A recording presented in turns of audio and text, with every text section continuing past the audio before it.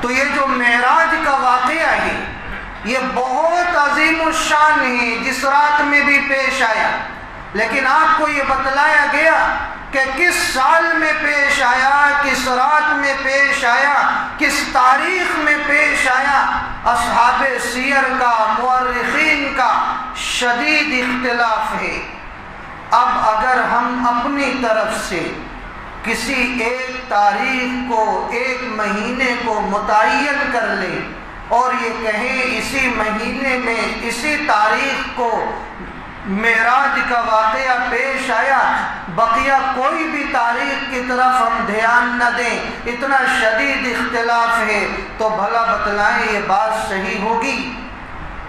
بالکل صحیح نہیں۔ اگر ہم اپنی طرف سے 27 رجب ہی کو معراج کی رات متعین کر لیں جبکہ اتنا شدید اختلاف ہے، تو ظاہر ہے ہمارا یہ متعین کرنا یہ صحیح نہیں ہے۔ معراج کا واقعہ جس رات میں بھی پیش آیا وہ بہت عظیم الشان واقعہ تھا۔ اللہ کے رسول صلی اللہ علیہ وسلم کو اعزاز سے نوازا گیا، نماز پنجگانہ کا تحفہ دیا گیا، آپ کا بہت زیادہ اکرام کیا گیا۔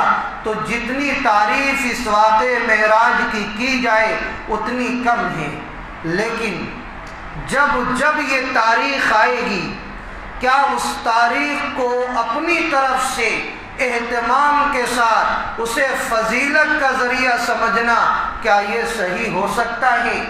ہرگز نہیں ہو سکتا، اس لیے کہ آپ صلی اللہ علیہ وسلم کی زندگی میں یہ تاریخ تقریباً کم و بیش 18 مرتبہ آئی، لیکن ایک بھی مرتبہ آپ نے نہ اس کی فضیلت کو بیان فرمایا، نہ ہی حضرات صحابہ کو کوئی خاص عبادت کا حکم دیا، اور نہ ہی حضرات صحابہ تقریباً 1 صدی زندہ رہے۔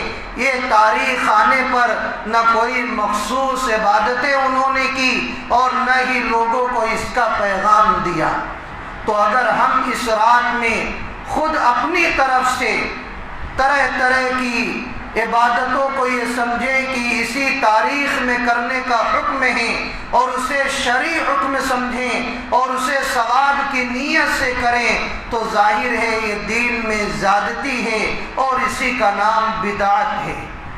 ہاں، جب بھی یہ رات آئے دیگر راتوں کی طرح اسے بھی گزار دیا جائے، جس طرح دیگر راتوں کو ہم گزارتے ہیں، جن کو عبادت کرنی ہوتی ہے دیگر راتوں میں بھی کرتے ہیں، اسی طرح یہ بھی ایک رات ہے، اس کے علاوہ اس کی کوئی حیثیت نہیں۔ بعض لوگ یہ سمجھتے ہیں کہ 27 رجب یہ شب قدر کی طرح فضیلت والی ہے، اس کی کوئی حقیقت نہیں۔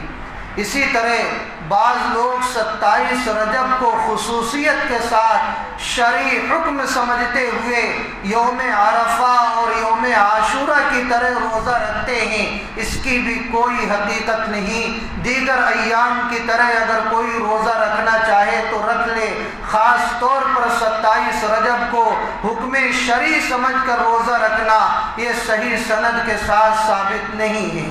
اسی طرح بعض لوگ کنڈوں کا اہتمام کرتے ہیں اور یہ سوچتے ہیں کہ کنڈے کی حقیقت ہے، اس کا بھی ثبوت کہیں سے بھی نہیں ہے۔ ہمارے لیے آئیڈیل ہمارے نبی اور حضرات صحابہ، تابعین، تبع تابعین اور ہمارے اکابرین ہیں۔ جس چیز کا ثبوت ان سے ہوگا ہم وہ کریں گے، جس چیز کا ثبوت نہ ہوگا ہم اسے ہرگز نہیں کریں گے۔